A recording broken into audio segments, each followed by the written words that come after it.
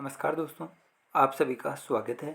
दोस्तों, इस वीडियो के अंदर हम डिस्कशन करने वाले हैं रिट 2022 को लेकर। रिट 2022 की वैकेंसी के अंदर जो पंचायती राज नियमों के अंदर संशोधन होना था, उसका निर्णय आज की कैबिनेट बैठक के अंदर वो कर दिया गया है। ठीक है, अगर आप जो बैठक होने के बाद जो प्रेस नोट रिलीज किया गया है उसको आप ध्यान से पढ़ेंगे तो उसके अंदर आपको रिट भर्ती की जो वैलिडिटी है वो आजीवन कर दी गई है।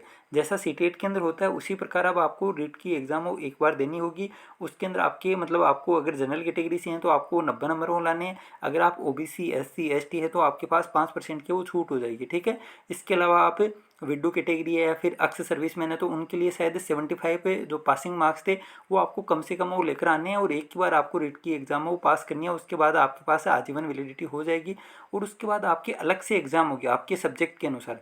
जैसा सेकंड ग्रेड के अंदर होता है, फर्स्ट ग्रेड के अंदर होता है, उसी प्रकार अब थर्ड ग्रेड की आपके सब्जेक्ट वाइज अलग से भर्ती होगी।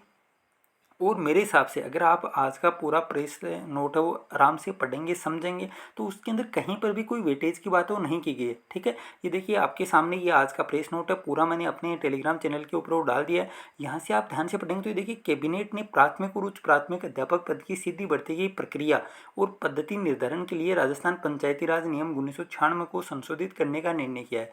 मंत्रिमंडल के इस निर्णय से प्राथमिक और उच्च प्राथमिक विद्यालय में अध्यापक के पद पर चयन प्राधिकृत अभिकरण द्वारा प्रतियोगी परीक्षा आयोजित कर प्राप्तांकों की मेरिट के आधार पर निर्णय मतलब है किया जाएगा ना, मेरिट के आधार पर वो किया जाएगा। तो ये देखिए यहाँ पर कहीं पर भी हाँ प्राप्तांकों की मेरिट के आधार पर बोला गया है तो कहीं पर भी वेटेज की बात वो नहीं की गई है। तो ये लिए आपकी अच्छी न्यूज़ हो सकती है क्योंकि अब आप लगभग आपकी जुलाई के अंदर एग्जाम होनी है रेट की, उसके अंदर आपको मतलब बहुत ज़्यादा नंबर लाने की ज़रूरत नहीं है। आप उसके अंदर मतलब लगभग 100% का वो टारगेट रख सकते हैं। 100 नंबर अगर आप तैयारी करेंगे तो आराम से आ जाएंगे। तो उसके लिए आपको बहुत ज़्यादा मेहनत करने की आवश्यकता नहीं है। उसके बाद आपको पता ही है कि लगभग 2 महीने के बाद आपकी थर्ड ग्रेड की एग्ज़ाम होगी तो उसकी आपको तैयारी वो ढंग से करनी पड़ेगी। और उसके बाद अभी तक कोई मतलब विज्ञप्ति वो नहीं आई है फर्स्ट ग्रेड और सेकंड ग्रेड की, लेकिन कभी ना कभी तो एग्जाम वो भी होंगी। तो ये आप मान के चलो कि जुलाई के अंदर आपकी रीट की है 23 और 24 जुलाई को। उसके बाद 2 महीने के बाद मतलब सितंबर लास्ट या फिर अक्टूबर फर्स्ट के अंदर आपको थर्ड ग्रेड की वैकेंसी की जो एग्ज़ाम होनी है वो शायद मिल जाएगी। उसके बाद आपको लगभग 2 महीने है ना, ज़्यादा से ज़्यादा 2 महीने का वो अंतराल हो सकता है। इसके अंदर अंदर लगभग नवंबर या दिसंबर के अंदर आपकी सेकंड ग्रेड की एग्ज़ाम होगी और फिर हो सकता है कि फरवरी के अंदर फर्स्ट ग्रेड की एग्ज़ाम हो जाए, है ना। फरवरी के बाद तो वैसे ही आपको पता ही है कि मार्च अप्रैल मई जून इन 4 महीनों के अंदर वो एग्ज़ाम नहीं होती है टीचर्स की, क्योंकि कारण आपको पता ही है 10th और 12th की एग्ज़ाम होती है, कॉलेज वाली एग्ज़ाम होती है। तो मेरे हिसाब से उन 4 महीनों में कोई एग्ज़ाम वो नहीं होगी, खासकर टीचर्स वैकेंसी जिसके अंदर आपकी एग्ज़ाम वो लगभग 3 से 5 दिन वो चलती है। तो इतने ज़्यादा टाइम वो मेरे हिसाब से नहीं मिलेगा उन महीनों में। तो आपकी फर्स्ट ग्रेड सेकेंड ग्रेड और थर्ड ग्रेड और रीट, ठीक है, ये चारों जो एग्ज़ाम होनी है वो जुलाई के स्टार्ट होंगी और फरवरी तक मेरे हिसाब से कंप्लीट हो जाएंगी। तो आपके पास अभी आपका ये देखिए मार्च है वो आधा जा चुका है, तो अभी आपके पास 2 महीने का टाइम है। लगभग 2 महीने आप सेकेंड ग्रेड या फर्स्ट ग्रेड की तैयारी कर सकते हैं, क्योंकि उसके बाद तो रीट की अगर आप तैयारी करेंगे तो रीट के बाद आपको थर्ड ग्रेड है वो पढ़ना पड़ेगा। उसके बाद वापस से अगर सेकेंड ग्रेड आप स्टार्ट करेंगे तो रिवीजन आप कर सकते हैं 2 महीने के अंदर। लेकिन अगर आप ये चाहें कि मैं रीट के बाद वो सेकेंड ग्रेड की तैयारी कर लूँगा 2 महीने के अंदर, तो वो आपसे नहीं हो पाएगा।